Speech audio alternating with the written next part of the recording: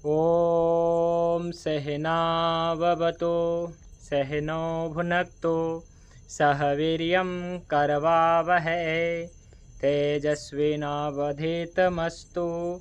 मा विद्विषावहै। ओम शांति शांति शांति।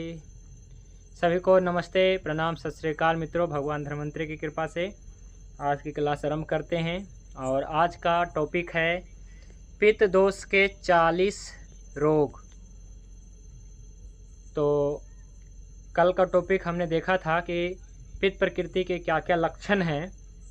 20 लक्षण हमने पढ़ा पित्त प्रकृति में, और इससे पहले हम लोगों ने पित्त के बारे में पूरी इसके गुण के बारे में पढ़ लिया कि पित्त उष्ण होता है, तीक्ष्ण होता है, द्रव गुण वाला होता है, अल्प संदिग्ध होता है। इस प्रकार से गुण भी देखा। आज जो है पित्त दोष के 40 रोग। आप लोगों ने बहुत सुना होगा, वात के 80 रोग, पित्त के 40 रोग, कफ के 20 रोग, इस प्रकार से, पर कहीं भी आपको मिला नहीं होगा। ये केवल शास्त्रों में है, यूट्यूब पे, गूगल पे, इस पे नहीं मिलेगा। तो ये सब भी शास्त्रों में है। तो आज जो है, आज का जो टॉपिक है, आज का जो टॉपिक का रेफरेंस है चरक संहिता से लिया गया है। ठीक है, चरक संहिता का रेफरेंस है चरक सूत्र स्थान अध्याय 20 सूत्र संख्या 24।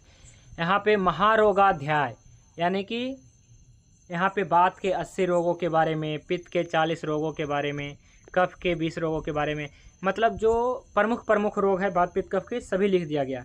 इसके अलावा भागवत ऋषि कहते हैं कि रोग अनंत है, क्योंकि दोषों की रोगों की संख्या अनंत है, क्योंकि दोषों की संख्या अनंत है। इसी प्रकार से रसों की संख्या भी अनंत है। तो इस प्रकार से बताया गया है शास्त्रों में। तो आज जानते हैं पित्त दोष के 40 रोग, यानी कि पित्त दोष के जो गुण हमने बताया था। पित्त क्या होता है? उष्ण होता है। पहला है वैसे तो स्निग्ध, पर ये अच्छी गुण है। पर उष्ण गुण, तीक्ष्ण गुण, जो तेज जिसे बताया मैंने, द्रव गुण, ये सभी पित्त दोष के जो है, मतलब ये सभी जो है गुण बढ़ने पे शरीर में व्याधि करता है। तो ये सब जब गुण बढ़ जाते हैं, पित्त के उष्ण गुण और तीक्ष्ण गुण, द्रव गुण, तो हम समझते हैं पित्त बढ़ गया। तो इससे 40 प्रमुख रोग बताया गया है शास्त्रों में। तो कौन कौन से रोग है आज के टॉपिक में है, तो कोई भी साथी पढ़िए यहाँ से। पित्त दोष के 40 रोग। पहला रोग है ओस। पित्त दोष के 40 रोग। पहला रोग है ओस, हीट स्ट्रोक, शरीर में गर्मी बढ़ना। तो पहली समस्या क्या होने वाली है? हीट स्ट्रोक होने वाली है। आपने ये सुना होगा शब्द हीट स्ट्रोक। जब मई जून के महीना चलते हैं तो हीट स्ट्रोक शब्द पूरे जो है मीडिया में गूंजते हैं कि हीट स्ट्रोक है ना। इस प्रकार से हीट वेव, इस प्रकार से शब्द आते हैं।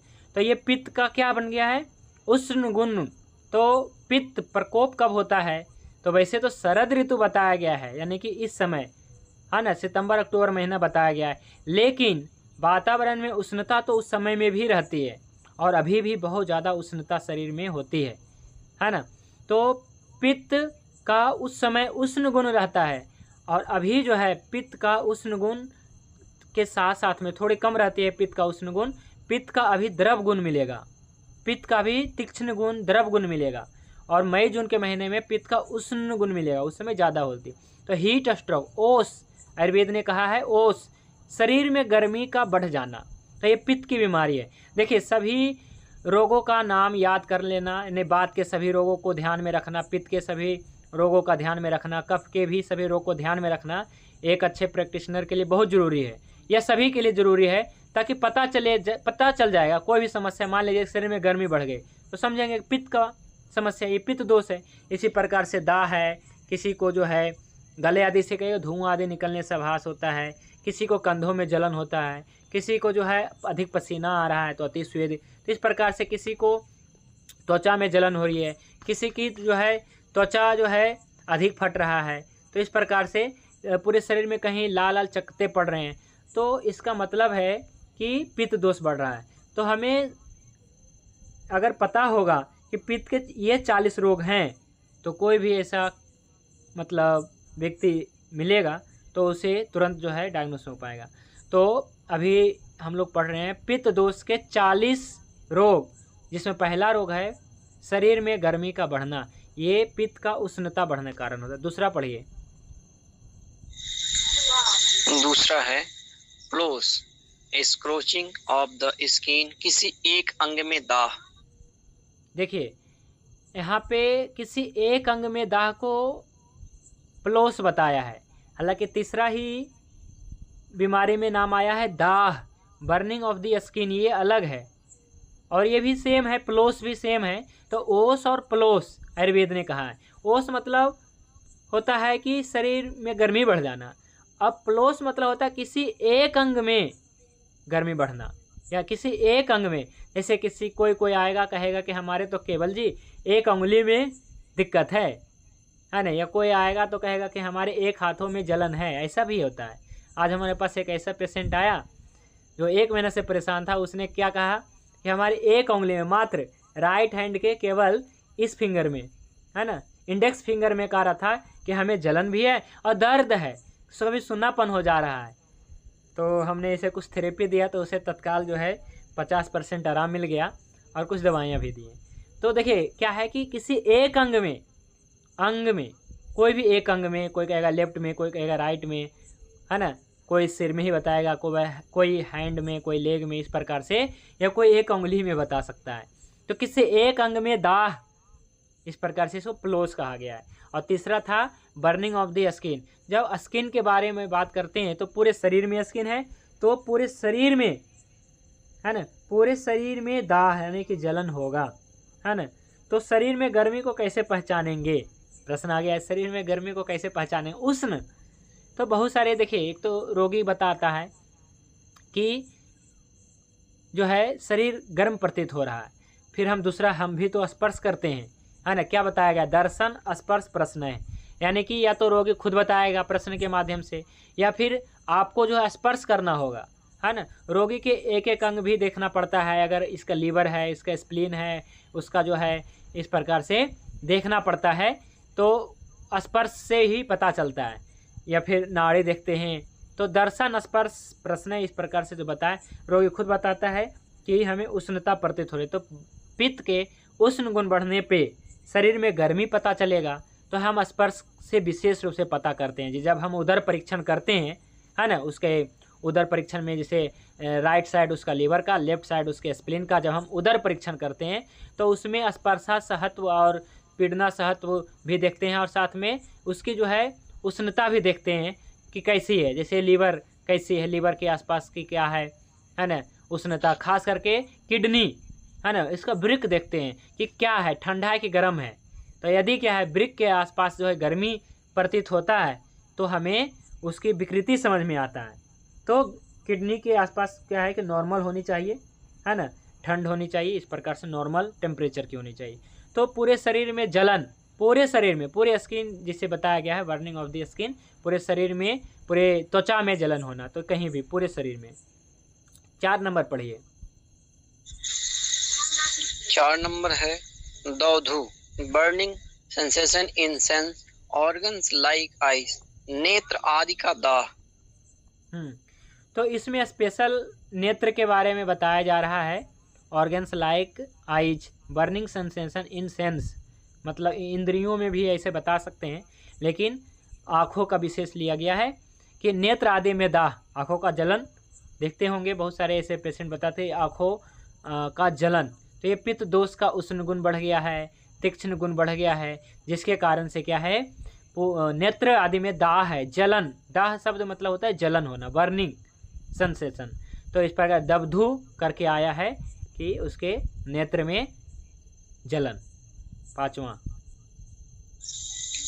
पांचवा है धूमक, feeling of fumes coming out from the head, गला आदि से धुआं निकलने का आभास।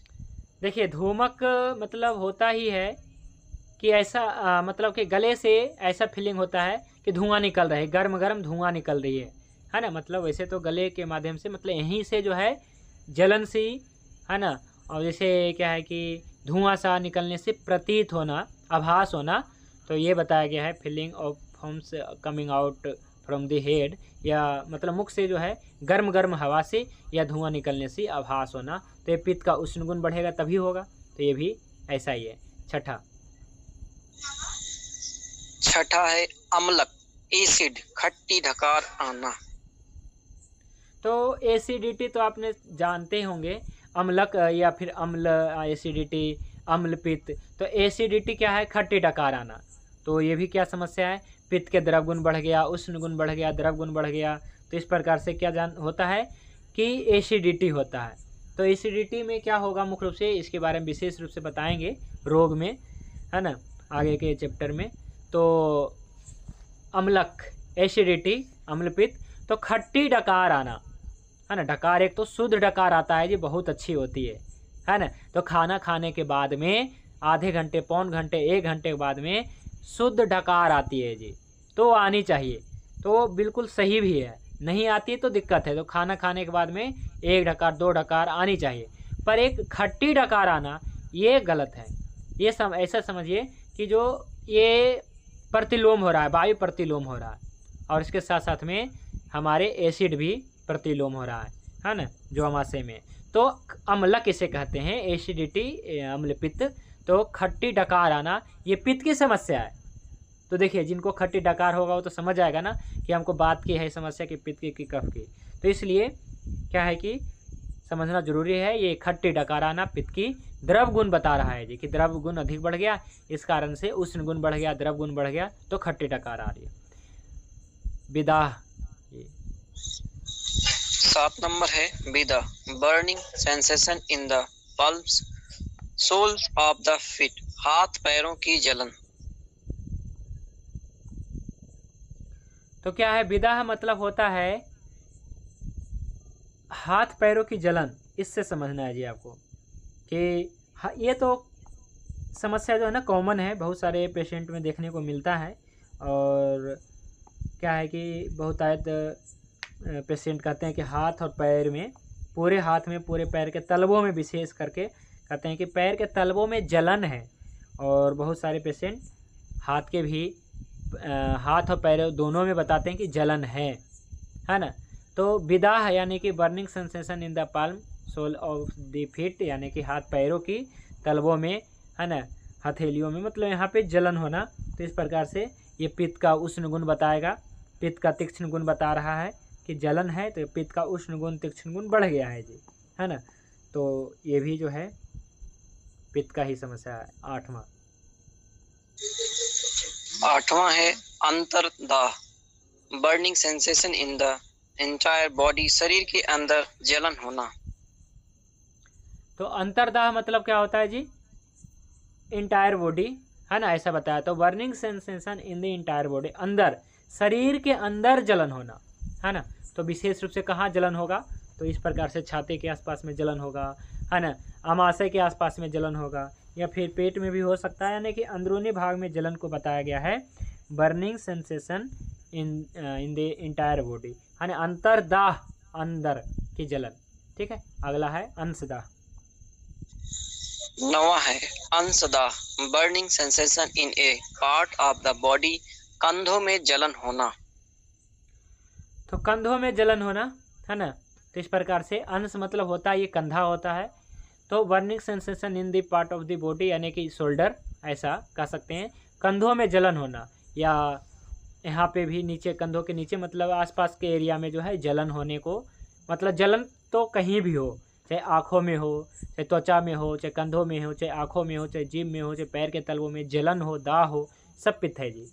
ठीक है, 10वां पढ़िए उष्णाधिक्य। 10वां है उष्णाधिक्य, वेरी हाई बॉडी टेम्परेचर, शरीर की तापमान बढ़ना, ज्वर। हाँ, तो शरीर का तापमान बढ़ जाना, उष्माधिक्य, उष्माधिक्य, इसको समझिए। तो उष्माधिक्य में क्या है? शरीर की टेम्परेचर बढ़ रही है, शरीर की तापमान बढ़ रही है, तो हम क्या कहते हैं? ज्वर, फीवर कहते हैं ना। तो वेरी हाई बॉडी टेम्परेचर, ठीक है, शरीर के तापमान का बढ़ना, यानी कि ज्वर का कंडीशन होना जी। ठीक है, तो इसे ज्वर या बुखार हम कह सकते हैं कि इस प्रकार से होता है, ज्वर में ही होता है। तो ज्वर क्या है जी? अब आ गया होगा समझ में थोड़ी सी, बाकी और भी विस्तार से बताएंगे। ये बात की वजह से भी होता है, पित्त और कफ सब की वजह से, लेकिन मुख्यतः पित्त कहीं ना कहीं रहता है। तो ज्वर पित्त के बिना हो नहीं सकता, पित्त तो बिगड़ा है। तो इस प्रकार से समझेंगे जी। ठीक है। तो अगला पढ़िए। 11 नंबर है अतिस्वेद, एक्सेसिव स्वेटिंग, अधिक पसीना आना। पसीना अधिक आना क्या है? अति स्वेद, अति मतलब अधिक, स्वेद माने पसीना, तो एक्सेसिव स्वेटिंग मतलब अधिक पसीना आना। और साथ साथ में पसीना आने के साथ साथ में कई बार बदबू भी आता है, तो उसके बारे में भी जानेंगे। पर एक्सेसिव स्वेटिंग मतलब पसीना अधिक आना बाद में नहीं आएगा। क्योंकि बाद में क्यों नहीं आएगा जी? क्योंकि बाद में वहाँ पे पहले ही आप महाभूत की कमी है, ठीक है, वहाँ पे रुकता है, खरता है, तो इस कारण से वहाँ पे पसीना नहीं आएगा, है ना। आप महाभूत की कमी है वहाँ पे। और पित्त में क्या है? आप महाभूत मतलब है, यहाँ पे द्रव गुण है, चाहे रहे या ना रहे, यहाँ पे उष्णता है, तो उष्णता के कारण में जो है निकलेगा ही, जो भी रहेगा शरीर में आप महाभूत निकलता है। तो इसलिए पित्त में जो है एक्सेसिव स्वेटिंग देखा जाता है, तो पसीना अधिक आता है। अगला पढ़िए, अंग गंध। 12 नंबर है अंग गंध, बॉडी ऑडर, शरीर से बदबू आना। हाँ, तो क्या बताया था इससे पहले 11 नंबर में कि पसीना अधिक आना, और इसमें है शरीर से बदबू आना। तो बदबू जो है पसीना के साथ ही आता है, वैसे भी बदबू देता है, ऐसी बात नहीं है, लेकिन कहीं ना कहीं पसीना निकल रहा होता है, या फिर उसका मुख खुला रहेगा, मुख से माध्यम से भी बदबू आता है।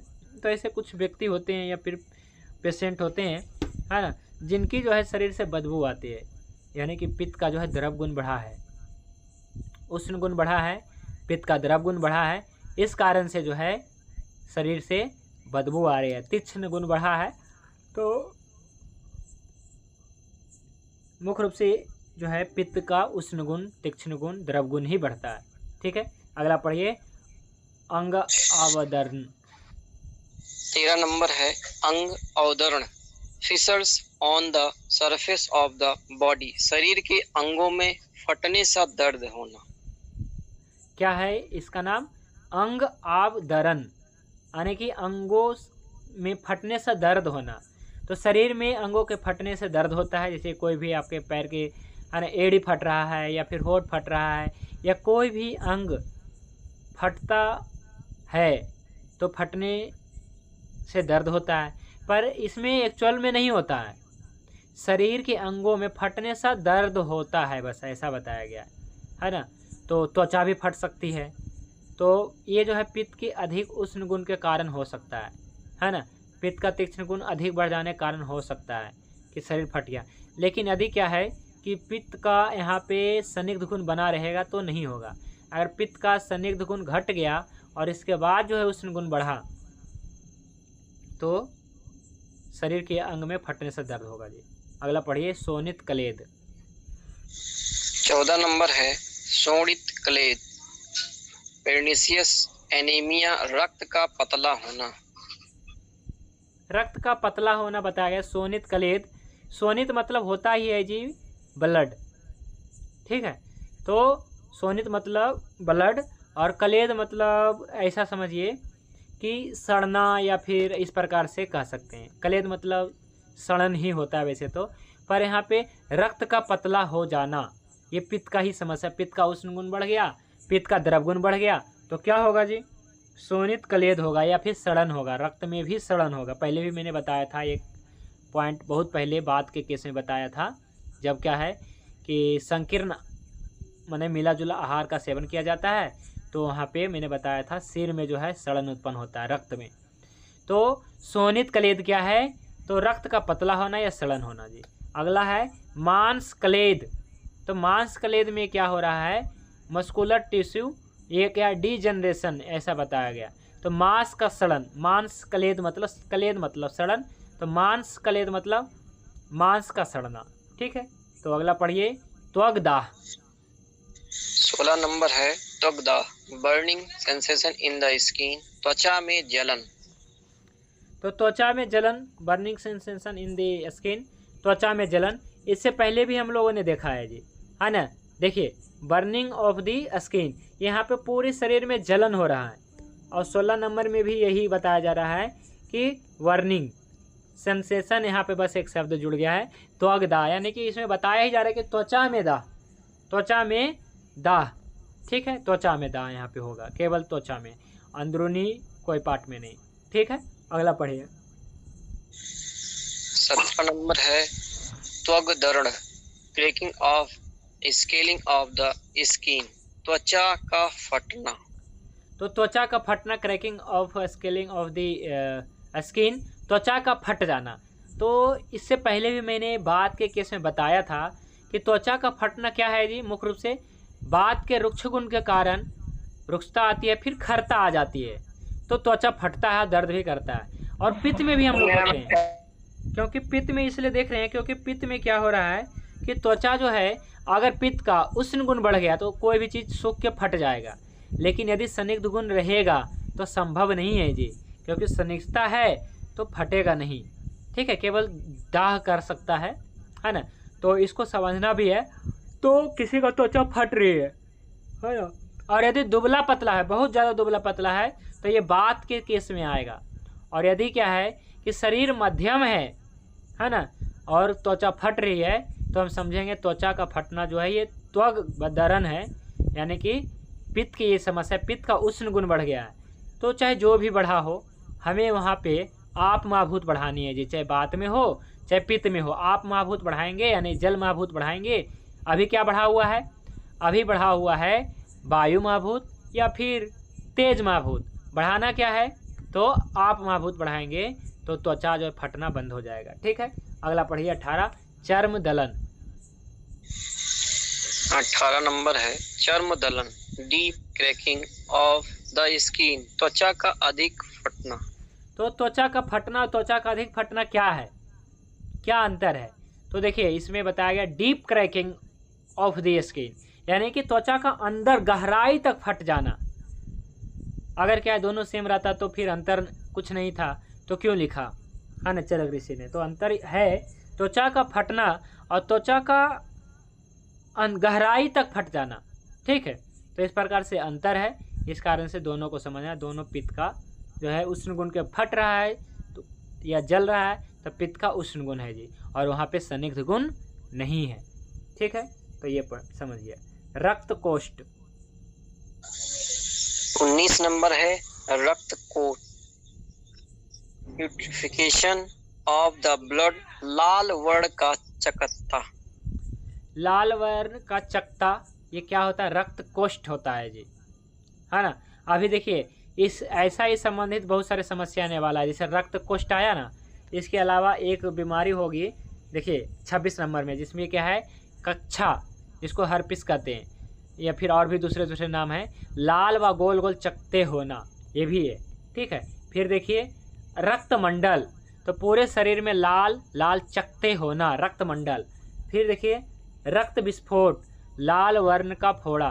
तो 19 नंबर में क्या कहा जा रहा है जी, कि रक्त कोष्ठ, लाल वर्ण का चकत्ता होना, और ये गोल होना कि कैसे होना इसमें नहीं बताया गया है जी। ठीक है, अगला पढ़िए। 20 नंबर है रक्त विस्फोट, ब्लड एक्सपोजन, लाल वर्ण का फोड़ा। तो रक्त कोष्ठ में बताया गया है कि लाल वर्ण का चकत्ता होना, कहीं भी हो सकता है, और ये गोल होगा कि लंबा होगा, ऐसा कुछ नहीं। ठीक है, तो रक्त कोष्ठ। और 20 नंबर में है रक्त विस्फोट, यानी कि लाल वर्ण का फोड़ा होना। विस्फोट मतलब फोड़ा होना, ब्लड एक्सप्लोजन, विस्फोट होना, है ना।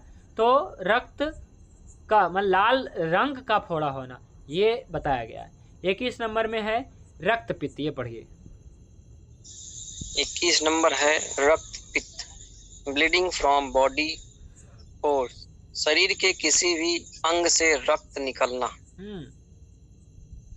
तो रक्त पित्त को क्या समझे जी, तो शरीर के किसी भी अंग से रक्त निकलना, और अचानक और अनायास से निकल जाता है, मतलब ऐसा कुछ केस नहीं रहता है, और ये अचानक हो जाता है। ये विशेष रूप से मई जून के महीने में पित्त के उष्ण गुण जब बढ़ जाता है, तो शरीर के किसी भी अंग से, जैसे आपके नाक से निकल सकता है, आपके मुख से भी निकल सकता है, या गुदा मार्ग से, या फिर मूत्र मार्ग से ऐसा निकल सकता है।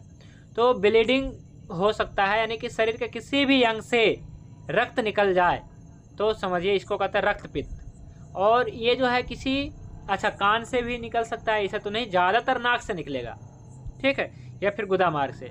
तो गुदा मार्ग से निकलने का क्या समस्या रहता है कि अब पाइल्स वाले को भी निकलता है, पर ऐसा नहीं नाक में भी हो रहा है। तो मान लीजिए नाक में कोई जख्म हो गया तो निकल, ये नहीं, अपने आप यहाँ पे कोई जख्म नहीं है, अपने आप शरीर से निकल गया हीट प्रोसेस से। तो ये होता है रक्तपित्त, ठीक है। अगला पढ़िए। 22 नंबर है रक्त मंडल, red wheels on the skin, पूरे शरीर में लाल लाल चकत्ते होना। तो क्या है कि रक्त मंडल, रेड व्हील, मंडल मतलब थोड़ा सा कहेंगे कि हाँ ये गोल सा है मंडल, व्हील टाइप है ना, चक्र टाइप। तो red wheel on the skin, पूरे शरीर में लाल वर्ण, लाल लाल चकत्ते होना पूरे शरीर में, इसको रक्तमंडल कहा गया है। अगला पढ़िए हरित तत्व। 23 नंबर है हरित तत्व, greenish colour of the skin, त्वचा हरी दिखाई देना। हाँ देखिए, पित्त प्रकृति में दो प्रकार के त्वचा दिखाई देगा। पहला है हरित तत्व और हरिद्रत्व, है ना। तो हरित्व और हरिद्रत्व दोनों में अंतर क्या है, एक में हरा है और एक में पीला है जी। त्वचा कैसी हो जाएगी, या तो नीला हरी होगी या फिर पीली होगी, है ना। तो दोनों को अगर क्या है कि किसी की त्वचा, किसी की आँख हरी हो रही है, पीली हो रही है, तो इसको कहेंगे पित्त का उष्ण गुण बढ़ गया, है ना। तो इसके कारण से पीला हो रहा है, हरा हो रहा है। तो इस प्रकार से अगर क्या है कि ऐसा किसी को है समस्या हरी या पीली, तो ये पित्त के रोग में माना जाएगा जी, ठीक है। अगला पढ़े नीलिका। 25 नंबर है नीलिका, ब्लू मोल्स, शरीर अवयव नीला पड़ जाना। देखिए ऐसे तो मोल्स मतलब होता है कि एक विशेष प्रकार का जो उभर आता है चेहरे पे, है ना, या कहीं भी शरीर में। फिर भी नीलिका मतलब ऐसा बताया गया है शरीर अवयव नीला पड़ जाना, है ना, यही मतलब होता है। या मोल्स मतलब तिल्ली भी होता है ना, शायद वो भी यहाँ पे लिया जाएगा, जो जी नीला सा ही होता है, बहुतायत काला नीला सा। तो ये समझिए, तो शरीर अवयव नीला पड़ जाना पित्त के, है ना, पित्त का उस गुण। तो आपने देखा भी होगा कि किसी को अगर विष पिला दिया जाता है तो उसका शरीर नीला पड़ जाता है। तो ये किस लिए, क्योंकि पित्त का वहाँ पे क्या बढ़ गया है जी, उष्ण गुण, तीक्ष्ण गुण बढ़ गया है ना। तो पहले भी मैंने क्या बताया था कि विष के 10 गुण बताया था मैंने, पिछले क्लास में याद करिए, विष के 10 गुण बताया था, है ना। या और शराब का भी 10 गुण बताया था जो बुरी होती है, और इसका सेवन क्या है करने से क्या है कि नुकसान होता है। तो शराब के 10 गुण है, और जो उससे भी खतरनाक विष के 10 गुण है, सेम गुण है, बस उससे पावर है। विष क्या होते हैं, बहुत ज़्यादा हाई पावर में होता है, और शराब में थोड़ा सा कम पावर है, ये बहुत कम है। तो जब क्या है कि पित्त उष्ण गुण क्या है जी, शराब में क्या है, विष में क्या है, उष्ण गुण, तीक्ष्ण गुण, वैवाही, विकासी, आशुकारी, ये सब गुण है। तो इसी प्रकार से यहाँ पे भी आया है, ये सब क्या है, पित्त का ही तेज महाभूत बढ़ने का ये नाम। तो शरीर अवयव नीला पड़ जाता है, जब विष शरीर में चढ़ जाता है तो शरीर अवयव नीला पड़ जाता है, मतलब क्या है, तेज महाभूत बढ़ गया है जी, है ना, ठीक है। अगला पढ़िए कच्छा। तो ये क्या है जी, ये हर्पिस लाल व गोल गोल चकते, यहाँ पे देखिए आ गया है गोल गोल, क्या होगा, लाल लाल और गोल गोल चेहरे पे, विशेष रूप से जो है आपके जो है बगल में होगा, छाती में होगा, पेट में होगा, पीठ पीछे होगा।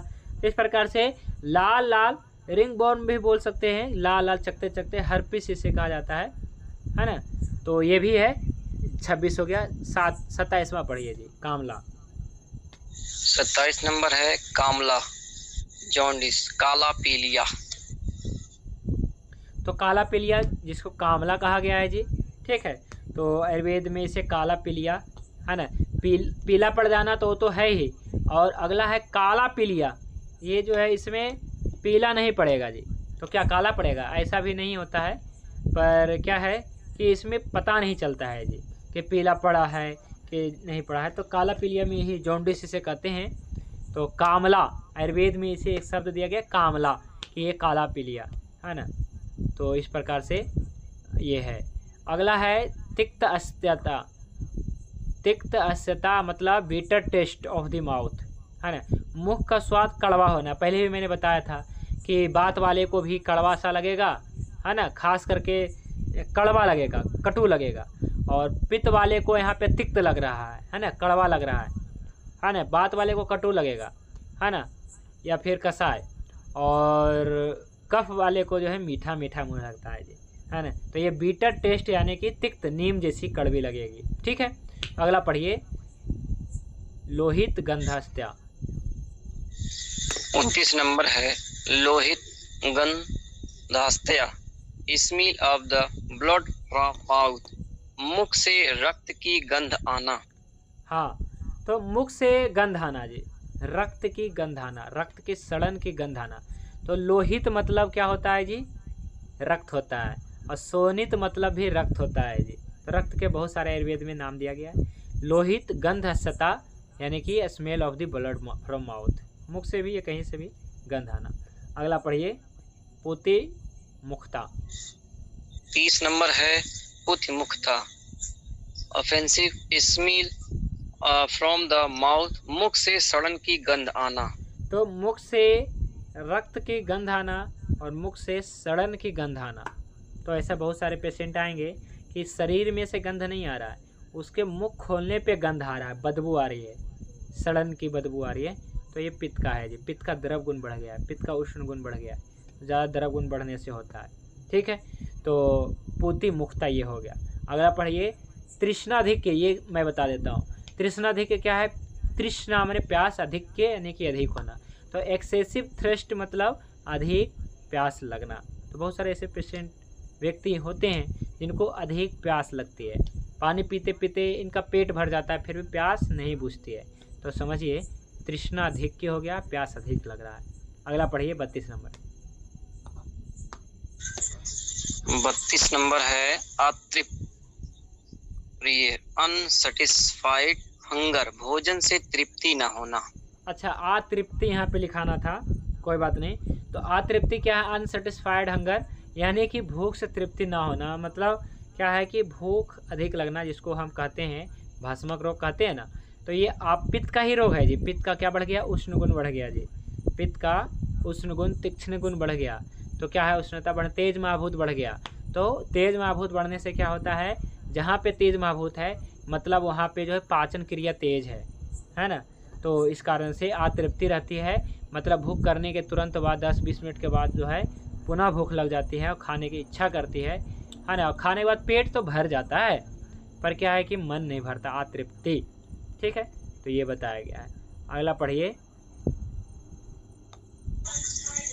33 नंबर है आस्य विपाक, माउथ अल्सर्स, मुख का पक जाना। तो मुख का पक जाना मतलब माउथ अल्सर ऐसा समझिएगा। तो जो भी केस अगर माउथ अल्सर से संबंधित आ रहा है ना, मुख का पक जाना, मुख में छाले पड़ जाना, जीभ में छाले पड़ जाना, ये सारी प्रॉब्लम पित्त के उष्ण गुण, द्रव गुण के कारण होगा, तीक्ष्ण गुण के कारण होगा। यही 3 गुण है जी पित्त का जो समस्या पैदा कर रहा है ना हर बार। तो पित्त का क्या है कि जब ये सारी समस्या बढ़ जाती है, उष्णता, तीक्ष्णता, द्रवता, तो पित्त से संबंधित समस्या हो जाएगी। तो अस्या विपाक याते मतलब क्या है कि जीभ का जो है क्या है कि छाले पड़ जाना, मुख का पक जाना, इस प्रकार से समस्या समझेंगे। ठीक है, तो देखिए क्या है कि मुख्य रूप से आपको पित्त में जितने भी गुण है, जो पहला गुण संयुक्त गुण है, दूसरा गुण क्या बताया था, तीक्ष्ण गुण है, उष्ण गुण है, लघु गुण है, विशद गुण है, सर गुण है, द्रव गुण है, अम्ल और कटु गुण है। तो ये सब जो गुण है उसमें से बार बार आ रहा है उष्ण गुण। तो उष्ण सभी समझ गए होंगे कि गर्मी बढ़ गई। तीक्ष्ण गुण यानी कि तेज, तीखापन, माइक्रो एक्टिव बताया था मैंने। और अगला था द्रव गुण, तो ये लास्ट भी मैंने बताया था, द्रव गुण यानी कि लिक्विड, है ना। तो ये जो लिक्विड जो एसिड रूप में रहता है, तो ये गुण बढ़ गया। बाकी जो क्लियरनेस है, लघु गुण है, तो लघु गुण के कारण नहीं समस्या आ रही है, लघु गुण के कारण बाद में आएगी समस्या। और अगला है सरगुण, तो सरगुण के द्रव गुण बढ़ेगा तो सरगुण भी बढ़ेगा। विशद गुण, तो ये भी गुण अच्छा है, पर उष्ण गुण, तीक्ष्ण गुण और द्रव गुण बहुत खतरनाक है। ठीक है, अगला पढ़िए गलपाक। 34 नंबर है गलपाक, इन्फ्लामेशन ऑफ थ्रोट, गला का पकना। गला का पकना, तो देखिए क्या है कि कई बार गला का पकना, इन्फ्लामेशन, गले का सूज जाना, और ये कब होता है? जब उदान वायु भी बिगड़ता है। वायु कौन सी आ रही है यहाँ पे? उदान वायु में आ रहा है। गले में कौन रहता है? उदान वायु। तो उदान वायु से संबंधित रोग ये होगा, और गले का पक जाना, यानी कि उष्ण गुण बढ़ेगा। जब आप अधिक बोलेंगे तो क्या होगा जी? बोलने से क्या होता है जी? कौन सी महाभूत की कमी होता है? जैसे मैं लगातार बोल रहा हूँ, तो बोलने से तेज महाभूत बढ़ जाती है और आप महाभूत घट जाती है जी। इसलिए आपने बहुत सारे प्रोफेसर लेक्चरर को देखे होंगे जो बोलते हैं आधा घंटा 20 मिनट, इसके बाद 2 घूंट 4 घूंट पानी पीते हैं। क्यों पीते हैं जी? आपको लग रहा है कि दिखाने के लिए पानी पीते? नहीं, क्या होता है? बोलने से तेज महाभूत बढ़ता है और आप महाभूत घटता है। तो जब आप महाभूत घटता है तो हमारे शरीर को मिलता है मैसेज कि चलो आप महाभूत घटिए। तो क्या करते हैं हम? इस ब्रह्मांड से हम आप महाभूत अपने शरीर में ले लेते हैं, है ना? तो ये होता है जी, यानी कि जल पी लेते हैं, फिर वो पूर्ति हो जाती है जी। फिर हम बोलते रहते हैं तो जैसे हो जाता है। जैसे मैं अभी बोल रहा हूँ ना, तो मेरे को आप महाभूत की कमी हो रहा है ना? अब जाऊँगा फिर दूध पियेंगे, तो इस प्रकार से आप महाभूत घट जाता है। तो इसलिए क्या है कि ये जो क्लास है ना, ऐसा लगातार बोलने वाला नहीं बनाया मैंने, नहीं तो सीधा मैं अपना लेक्चर जैसा रखूँगा तो अच्छा भी नहीं रहेगा, हमारे स्वास्थ्य को लेकर कोई स्वास्थ्य भी अच्छा नहीं रहेगा, है ना? ज़्यादा बोल नहीं पाएंगे। तो इस कारण से बीच बीच में मैं आपको बोलने का भी मौका देता हूँ, है ना? और आपसे पढ़ने का भी कहता हूँ। तो जब लगातार कोई बोलता है तो लगातार नहीं बोलनी चाहिए, है ना? तो गलपाक क्या है जी? गले का पक जाना। तो यहाँ पे तेज महाभूत बढ़ जाती है। अगला पढ़िए अच्छिपाक। अच्छपाक 35 नंबर, आंखों का पकना। आँखों का पकना या जलन होना, इस प्रकार से कोई भी आँखों से संबंधित समस्या है तो विशेष रूप से आँखों का क्या बताया गया है? कब से भय रहता है, और तेज महाभूत प्रधान है जी, है ना? पर कब से भय रहता है? आँखों के बारे में बताएंगे विशेष रूप से। अभी रंजक के पित्त के बारे में भी, पित्त के 5 भेद कल से टॉपिक होगा, है ना? तो पढ़ेंगे यहाँ पे आलोचक आदि पित्त के बारे में। तो अच्छिपाक आँखों का पकना, और इसी प्रकार से गुदापाक, गुदा का पकना, यानी कि मल द्वार के बारे में बताया जा रहा है यहाँ पे, है ना? तो अच्छिपाक आँखों का पकना, गुदापाक गुदा का पकना, इस प्रकार से किसी का भी पकना, मूत्र इंद्रियों का भी पकना, जैसे गुदा पक रहा है इसी प्रकार से मूत्र इंद्रियों का पकना, इसको कहा गया मेड्रपाक, इन्फ्लेमेशन ऑफ द पेनिस, है ना? पुरुष जनन इंद्रिय का आदि पकना, मूत्र इंद्रियों का पक जाना, तो ये भी है जी। अगला पढ़िए 38 नंबर है जीवादान, जीव रक्त का निकलना। हाँ, जीव रक्त का, यहाँ पे ऐसा समझिएगा, जीव रक्त के निकलने से, है ना, कि जैसे रक्त निकलना, तो वैसे तो ये तो खराब नहीं है ना? अगर क्या है कि ऐसा रक्त जो दूषित है ना, तो उसे निकल जाना ही सही है ना? लेकिन क्या है कि एक जो है अच्छी रक्त है शरीर में, है ना, और उसका भी निकल जाता है, तो इसको कहा गया नाड़ियों से खून निकलना, जीवदान जीवित रक्त निकलना, इस प्रकार से, है ना? तो इस प्रकार से यहाँ पे हेमरेज शब्द आया है यहाँ पे, है ना, जिसका मतलब होता है वैसे तो हेमरेज, तो जीव रक्त का निकलना, ये कहीं से भी निकल सकता है, या फिर इसको और भी अच्छे तरीके से देखेंगे। वैसे तो हेमरेज मतलब यहाँ पे रक्त शराब से लेंगे, है ना, कुछ लोग नक्सीर से भी लेते हैं, है ना, या फिर सोनित शराब, रक्त का बहाव, इस प्रकार से शब्द लेते हैं।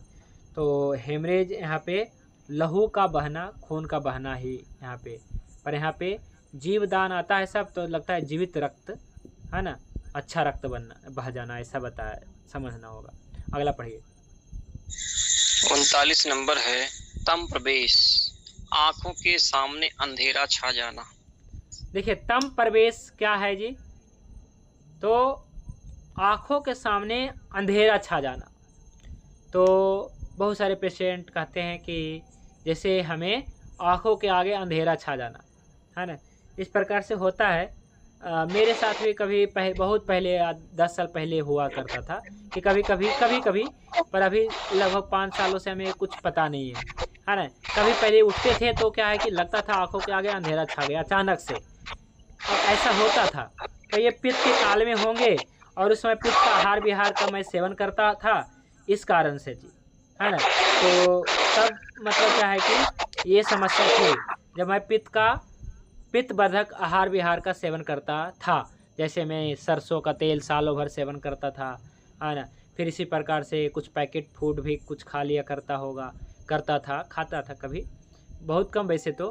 और इसके अलावा जो है तला भुना अधिक खाना, खास करके जब पढ़ाई लिखाई के समय होता है तो माँ कुछ ऐसे ही बना के देती है तला भुना करके, जाओ स्कूल में खाना।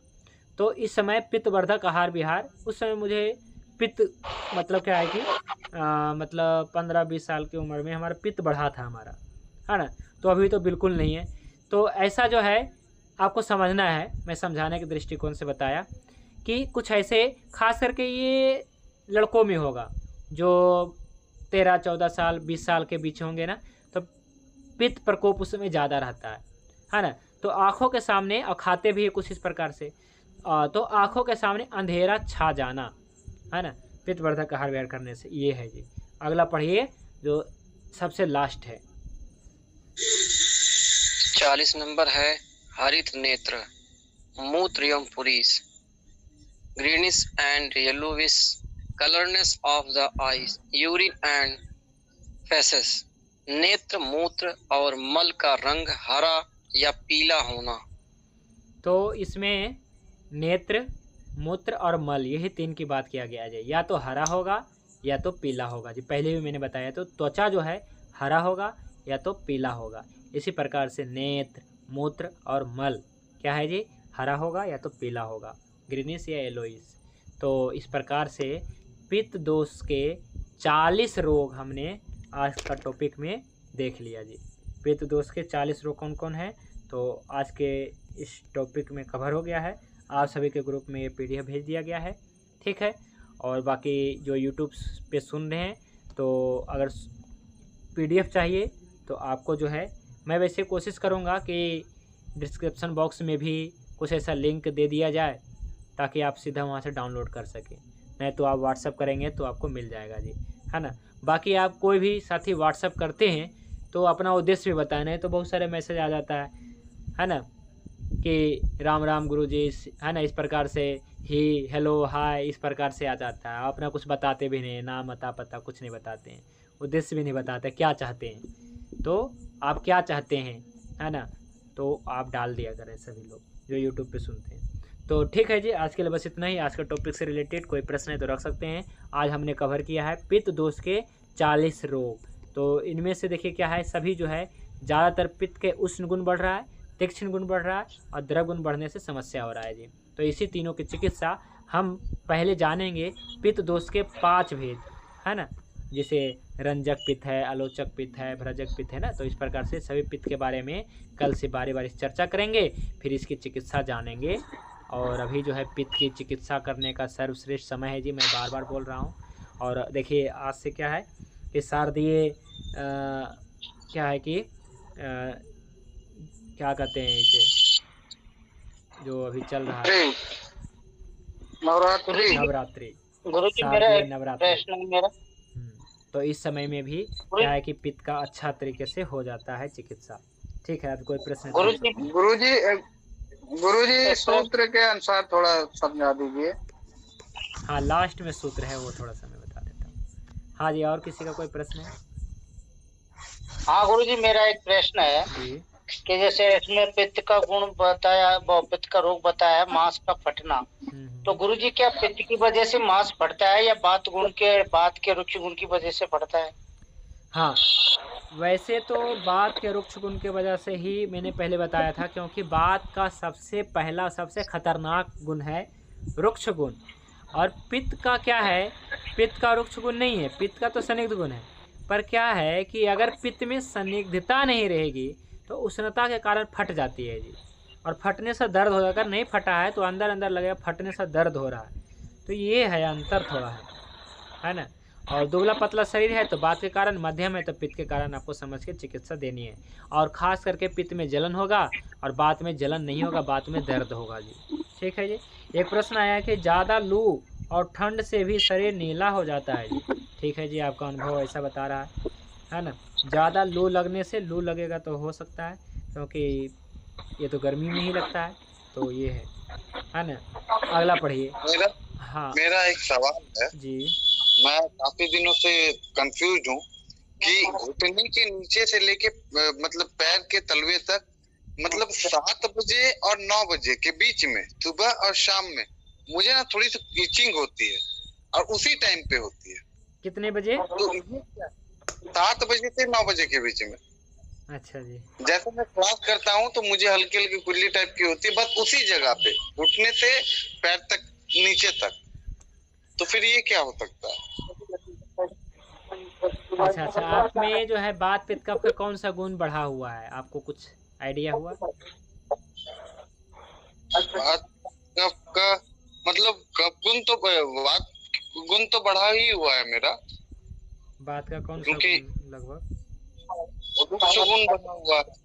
अच्छा, रुक्ष गुण बढ़ा हुआ है। हाँ, मैं 10 मोलारिस्ट वगैरह ले रहा हूँ, तो थोड़ा सा तो फायदा हुआ है। हाँ, कुछ दिनों पहले, 3 महीने पहले थोड़ा सा स्टूल मेरा हल्का ग्रीनिश टाइप का हो रहा था, हालांकि वो अभी नॉर्मल हो गया है। चलिए, मैं नहीं समझ पाया कि आपकी और भी कोई साथी समझ पाए इनकी समस्या, तो बताइए जी। कोई ऐसा केस टेकिंग आप लोगों ने किया है तो बता दीजिए।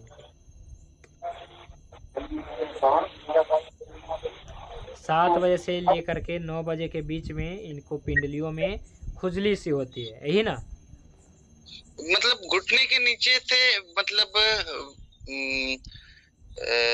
एड़ी तक कहीं पे भी हो सकता है। थोड़ा थोड़ा हल्का मतलब खुजलाहट रहता है। मैं क्लास भी करता हूँ तो हल्का हल्का मुझे हल्की हल्की इचिंग रहती है, और उसी टाइम पे होगी 7 बजे से 9 बजे के बीच में। अच्छा, हो सकता है, या फिर मच्छर वगैरह भी काटने से हो सकता है, या फिर बैठे रहने से भी हो सकता है ना? रोज तो ऐसा नहीं हो सकता। हाँ, गुरुजी इसकी तासीर तो समझ में नहीं आ रही, लेकिन इसका ट्रीटमेंट जरूर बता देता हूँ। क्योंकि मेरे घुटनों से और नीचे टुकने तक मेरी खुजली चलती थी, इचिंग होती थी यही टाइम पर। तो मैंने क्या किया, नारियल के तेल में कपूर मिक्स करके उससे मालिश किया 2-3 बार, उसी से ठीक हो गया गुरुजी मेरा तो। हाँ, वो तो देखिए लगाएंगे कुछ तो आराम हो जाएगा, कोई समस्या नहीं है। अभी ये देखेंगे लगा के तो इनको आराम मिलेगा, तो अच्छी बात है। हाँ, हो जाएगा, ठीक हो जाएगा, बिल्कुल लगाइए। चलिए ठीक है। अभी देखिए, एक साथी ने, संदीप जी ने कहा है कि आप सूत्र से बताइए। देखिए क्या आया है सूत्र, देखिए क्या है। यह अष्टांग चरक संहिता सूत्र स्थान से लिया गया है। पित्त विकारश्च चत्वारिंशत्, ऐसा आया है। चत्वारिंशत् मतलब होता है ये 40 जी। ओषश्च प्लुसश्च दहश्च, है ना, इसी प्रकार से आया है। देखिए इसमें सब जो है 40 के 40 रोग का वर्णन यहाँ पे किया गया है जी, है ना। तो किसी को सूत्र देखना है तो एक एक जो है यहाँ से मिला सकते हैं। जिस प्रकार से मैंने बताया है सेम टू सेम, मतलब क्या है कि मिलेगा। एक भी रोग जो है आगे पीछे नहीं है, सब जो है सूत्र के अनुसार और सीरियल से हमने बना दिया है जी। ठीक है, तो ये सब जो सूत्र दिख रहा है स्क्रीन पे, तो यही सब 40 रोग का है। ठीक है, और कोई? गुरुजी प्रणाम। हाँ जी, नमस्ते। गुरुजी, आपने जीवित जो रक्त बताया था ना, उसमें ये अपना जो नस पड़ जाता है दिमाग की, हाँ, तो उसके अंदर भी रक्त निकलता है। हाँ, उसी के बारे में बताया जा रहा है। हेमरेज आया है ना वहाँ पे। हाँ, ब्रेन स्ट्रोक या ब्रेन हेमरेज जैसे बोलते हैं ना उसको। हाँ, ब्रेन हेमरेज, सही कहा आपने, कुछ ऐसा। क्योंकि हम देखिए क्या है ना कि सभी यहाँ पे जितने भी जुड़े हुए हैं, या खास करके देखिए मैं अपनी बताऊं तो सभी प्रकार का केस टेकिंग नहीं करता हूँ मैं। हमने जो जो रोग है ना अपने अध्ययन काल में देखा और पढ़ा, और इसके बाद भी वही हमने, है ना, प्रैक्टिस अपना शुरू किए, है ना। तो बहुत सारे केस हमारे पास नहीं आते हैं, तो हम उसका अनुभव नहीं बता सकते हैं। धीरे धीरे क्या है कि हम सीखेंगे, है ना, तो इस प्रकार से करेंगे भी। तो ब्रेन हेमरेज का कोई केस हमारे पास नहीं आता है। इसी प्रकार से हार्ट अटैक का भी कोई केस हमारे पास नहीं आता है, आता ही नहीं है ना। अगर आता भी है तो हम मना करते हैं या फिर बचते हैं लेने से कि नहीं भाई नहीं करना है, क्योंकि चिकित्सा के ये 4 गुण है जी। ऐसा नहीं कि आ जाओ जी कोई भी रोग आ जाओ हम देख लेंगे, नहीं। चिकित्सा का ये गुण है कि जो अपने चिकित्सा काल में माने कि अध्ययन काल में जो पढ़ा है, देखा है, जिसको बार बार किया है, उसी को जो है केस टेकिंग करनी चाहिए। बिल्कुल यही सही होनी चाहिए। अब ऐसा नहीं कि हर बार ट्राई करते रहना चाहिए रोग, तो ये सब गलत है। बाकी देखिए धीरे धीरे अपना अध्ययन करके थोड़ा कर सकते हैं, लेकिन अभी तो मैं जो पहले कर चुका हूँ वही केवल केस टेकिंग करता हूँ। तो बिल्कुल जो हेमरेज है यहाँ पे क्या आया था जी, 1 मिनट में देखिए फिर से लाता हूँ इसे, जीवादान ही आया था ना, जीवादान हेमरेज यानी कि जीवित रक्त का निकलना। तो कुछ ऐसा ब्रेन हेमरेज में भी होता है ना। जहाँ पे और भी कोई साथी बताना चाहें तो बता सकते हैं इसके ऊपर, इस समस्या के ऊपर, ब्रेन हेमरेज के ऊपर। ब्रेन हेमरेज के अलावा सर और भी ऐसे केसेस सुनने हैं जिसमें इंटरनल ब्लीडिंग होती है सर। तो ये हेमरेज नहीं आते हैं सर, इवन ओवरी के केसेस भी ऐसे सुनने को मिले हैं। तो ब्रेन हेमरेज में दिमाग की नसें फट करके वहाँ पे होता है ना। तो कैपिलरीज थोड़ी सी उसकी डैमेज होने लगती है, इसके वजह से भी ब्लीडिंग होती है। बहुत सारे रीजन होते हैं सर। हाँ, पर वो नसों से ब्लड आने लगता है। अच्छा जी, ठीक है जी। और कोई साथी बताना तो बताइए। गुरुजी हमने एक रिपोर्ट भेजी है बहन जी का, उस पे कुछ मार्गदर्शन दीजिए। चलिए, मैं तो देखा नहीं क्योंकि मैं सिलेबस भेजने की तैयारी वो था क्लास लेने की, और ये शायद व्हाट्सएप मैसेज में शाम को बहुत सारे मैसेज आया है, मैं देखा नहीं। हालांकि सभी साथी ने आपको रिप्लाई भी किया है कुछ और हम भी कर देंगे आपको। ठीक है, ठीक है। आज के टॉपिक से रिलेटेड और भी कोई प्रश्न है जी किसी का? ये किस वजह से होता है गुरुजी? सिर में दर्द होता है तेज, तो किस कारण से? पित्त के कारण से होता है? नहीं जी, दर्द हो रहा है तो बात के कारण हो रहा है, अगर जलन हो रहा है तो पित्त के कारण हो रहा है। नहीं, सिर में तेज दर्द होना। तेज दर्द देखिए क्या है कि सिर में तेज दर्द हो रहा है, ठीक है, तो ऐसा नहीं कह सकते हैं कि पित्त के कारण हुआ है, तो कई कारणों से होता है ना, वही तो कारण निकालना है किस कारण से हुआ है, कारक क्या है। जैसे कहीं को चोट लग गया है या कहीं ने ऐसा आहार विहार सेवन किया है, तो उसका कारक लाना पड़ेगा ढूंढ के, फिर उसी प्रकार से कारण बनेगा, है ना। कारक यानी कि क्या सेवन कर रहा है, आहार विहार क्या है, इस कारण से जो है। पर दर्द की बात है तो विशेष रूप से देखिए क्या, वैसे तो क्या है कि गैस अधिक बन जाता है तो भी पे मतलब क्या है कि समस्या होता है जी, ठीक है। तो ये तो समस्या रहती है जी। आपको क्या लगता है? ये हाँ जी, और भी कोई साथी पूछना है कुछ? गुरुजी जैसे हाँ जी, हमारे सिर में और पैर के तलवे में जैसे स्नान वगैरह जब करते हैं तो ऐसा लगता है कि सर से दाह निकल रही है और पैर से गर्मी निकल रही है। ऐसे एक हफ्ते दर्द हो रहा है, इसमें मतलब तीक्ष्ण गुण और उष्ण गुण बढ़ा है। देखिए क्या है, नहाते समय वैसे भी क्या है कि ऐसा प्रतीत होता है, क्योंकि पानी ठंडा है और आपका शरीर थोड़ा सा उष्ण तो रहता ही है, तो ऐसा लगता है जैसे क्या है कि गर्मी निकल रही है। काफी ज्यादा होता है, ऐसा लगता है। कुछ विकृति हो गया ना, तो उष्ण गुण बढ़ गया ना, तो इस प्रकार से आप महाभूत शरीर में घट गया है, तेज महाभूत बढ़ गया है जी। और कोई प्रश्न? इसके लिए क्या करें? तो इसके लिए तो ये सिस्ट होती है ना, ये सिस्ट ओवरीज में वगैरह, ये किस वजह से होती है? सिस्ट हो रही है यानी कि आप महाभूत और पृथ्वी महाभूत विशेष रूप से बढ़ रही है जी ओवरीज में। तो ये जो है ज़्यादातर जो है, वैसे तो किसी को भी हो सकता है, बात वाले को भी हो सकता है और कफ वाले को भी हो सकता है। पित्त में बहुत कम होगा, पर बात और पित्त में होगा तो कैसे होगा मैं बताता हूँ। तो जब क्या है कि बात में जब क्या है कि आप महाभूत घट गया जी, तो क्या रह गया वहाँ पे केवल पृथ्वी महाभूत बन गया, तो सूख गया तो सिस्ट कहलाया, है ना। तो ये गलने में बात वाले में समय लगेगा, है ना। और कफ वाले में क्या है कि वो जो है वहाँ पे बढ़ गया जी, है ना। यानी कि ओवरी यानी कि जो होता है वैसे भी, है ना, या फिर यूट्रस हो या फिर ओवरीज हो, तो ये सभी आप और पृथ्वी महाभूत प्रधान होता है।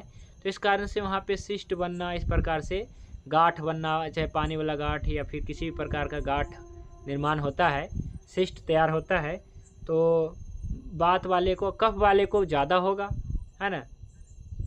तो ये सब जो है क्या है कि पृथ्वी और आप महाभूत की वृद्धि है या विकृति है जी। तो वहाँ पे जो है थोड़ा सा आप यानी कि जल महाभूत और पृथ्वी महाभूत को प्रकृतिस्थ करना होता है ना। वहाँ पे थोड़ा सा क्या है कि तिक्त कटु रस का सेवन करवा के कसाय रस का सेवन करवाया जाएगा, है ना। कुछ ऐसे मेडिसिन जो है तेज महाभूत प्रधान रहेगा, है ना, तो ठीक करेगा। आकाश महाभूत प्रधान रहेगा, ठीक है, तो ठीक करेगा। बताएंगे इसका भी लाइन ऑफ ट्रीटमेंट अच्छे तरीके से। आचार्य जी, मैं से कह रहा हूँ, ये जो आपने औषधि लिखा है, बीमारी लिखा है ना, वात की, पित्त के, कफ के, वात की तो होगी, पित्त की हो गई, कफ की हो गई, वात की बाकी रह गई। वात की जो बीमारियां होती है ना, वात हो सकता कौन कौन सी बीमारी होती है, कफ की, वात की लिखा दिया आपने, पित्त की। वो बहुत पहले हो चुका है। आप कौन बोल रहे हैं? 80 बीमारी, क्या नाम है आपका? 80 बीमारी से मदन मोहन बोल रहा हूँ आचार्य जी। क्या? मदन मोहन बोल रहा हूँ। तो आप तो क्लास 1 अगस्त से ले रहे हैं, तो बात के 80 रोग के बारे में बता दिया ना मैंने, PDF भी मिल गया है जी सभी को।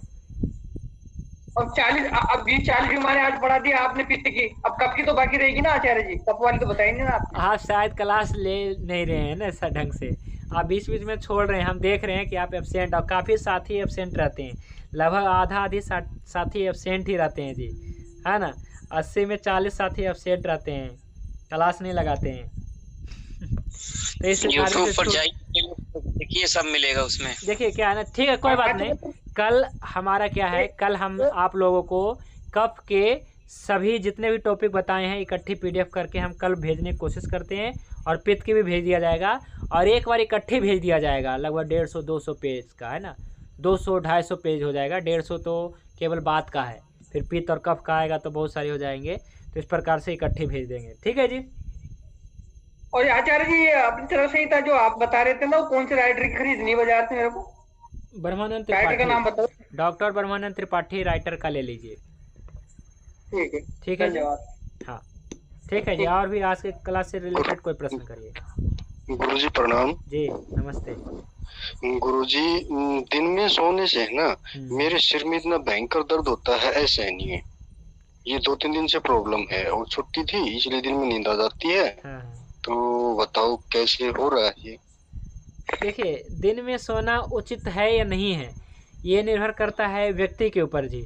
तो जैसे क्या है, बात वाले व्यक्ति दिन में सोएं, बिल्कुल सोएं, और कफ वाले व्यक्ति दिन में ना सोएं जी, बिल्कुल ना सोएं। आपकी प्रकृति क्या है, यानी कि आपके कौन सा गुण, बात का गुण बढ़ा है या पित्त का या कफ का? पित्त का बढ़ा हुआ है जी। पित्त का बढ़ा हुआ है जी। तो पित्त का बढ़ा हुआ है जी, तो पित्त के बढ़ने से, और दोपहर में सोते हैं तो नहीं समझ में आया, ये तो नहीं हो सकता है। अगर कफ में प्रकृति है, कफ का गुरु गुण संदिग्ध गुण बढ़ा है, वजन जो है 70-80 kg से ज़्यादा है, तो आपका कफ के गुरु गुण में आएगा, संदिग्ध गुण में, तो मंद गुण में, है ना। तो वहाँ पे क्या है कि भारीपन लगेगा, सिर में दर्द होना, या तो अपचन की समस्या। दर्द होना मतलब क्या है, कहीं ना कहीं जो है वायु का निर्माण होना, है ना, और वो प्रतिलोम होना, ठीक है। तो अपचन, यहाँ पे कुछ पाचक चूर्ण लेना चाहिए आपको, है ना। एक्चुअल में अब ये 2-3 दिन से है, पहले कभी नहीं हुआ पूरी लाइफ में आज तक। चलो कोई नहीं सर, पाचक चूर्ण कौन सा लें सर? कोई मतलब कि आप देखिए, आपकी जो है पाचन व्यवस्था ठीक है ना, ऐसा आप देखिए। पाचन व्यवस्था बढ़िया अच्छी है जी, है ना। या फिर अपने भोजन में अगर पित्त का गुण आप बता रहे हैं, तो आप रात को थोड़ा सा दूध पीजिए, या फिर कोई ऐसी औषधि लीजिए जो ठंडी है ना, जो मिल जाए घर में भी, है ना, हो उपलब्ध कोई, तो ठंडे तासीर से युक्त जो थोड़ा पाचन धर्म का हो, वो लीजिए विशेष रूप से। और कोई प्रश्न जी?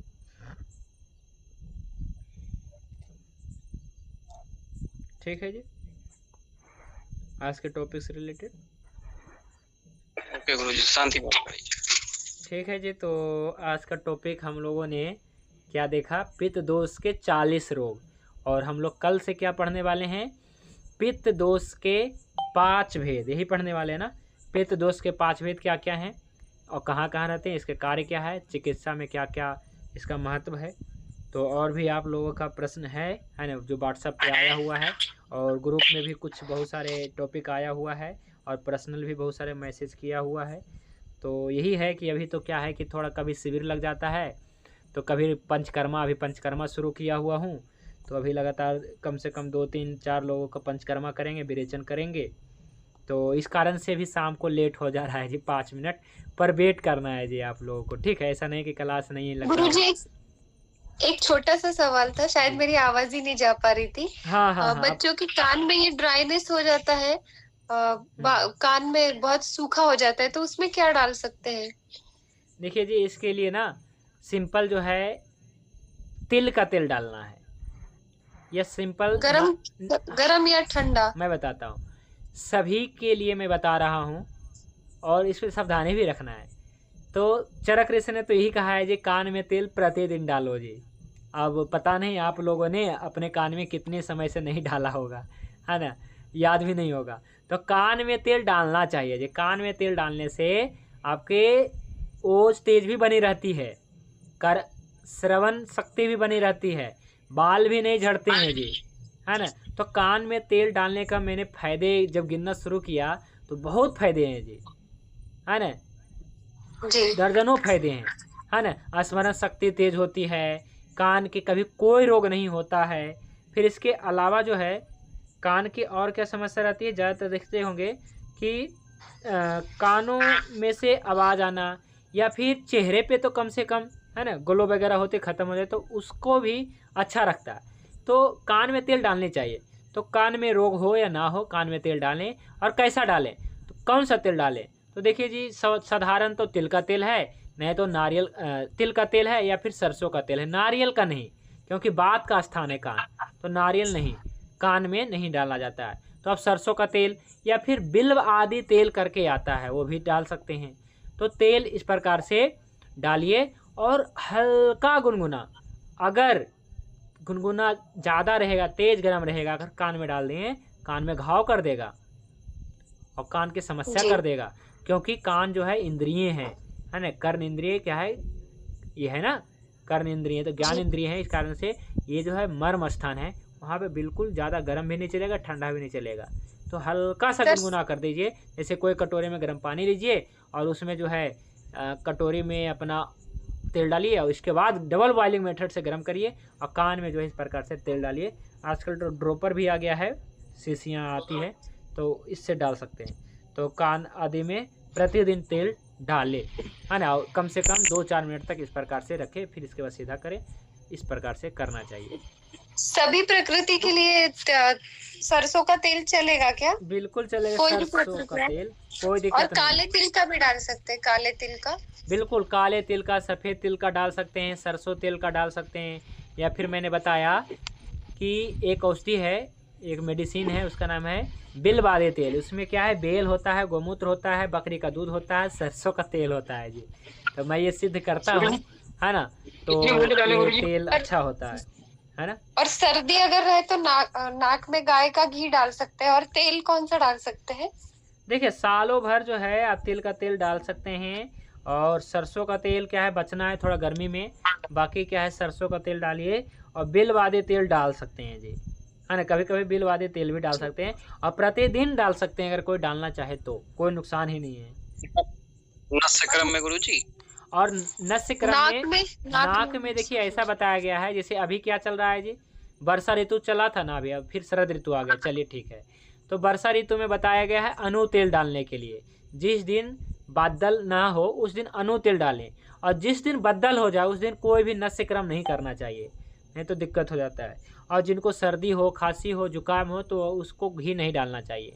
घी किसको डालनी चाहिए, तो पित्त का उष्ण गुण बढ़ जाए या बात का रुक्ष गुण बढ़ जाए तो नाक में घी डालनी चाहिए। उसमें भी जब सर्दी, खांसी, जुकाम, बुखार हो तो बंद कर देनी चाहिए, या बदल हो तो नहीं डालनी चाहिए, है ना। तो इस प्रकार से हमें ध्यान रखना चाहिए जी। ठीक है जी। तो आज के लिए बस इतना ही। आज की क्लास जो है शांति कर्ण पूर्ण क्या नाम दिनचर्या में बताया गया ना गुरुजी? हाँ, वो बताएंगे। तो कान में कितने डालें? कान में तो पूरा भर सकते हैं जी, कोई दिक्कत नहीं, फिर इस प्रकार से वो सीधा करेंगे निकल जाता है। और नाक में कितने डालें? तो 4 बूंद डाल सकते हैं जी, 8 बूंद डाल सकते हैं। वो अपने जो है बात पित्त कफ के आधार पे, बात वाले ज़्यादा डाल लेते हैं, पित्त वाले नॉर्मल थोड़ा, इस प्रकार से। तो कई बार में तो ऐसा होता है 5-5 ml भी जाने देते हैं नाक में, तो वो अलग होता है बात है।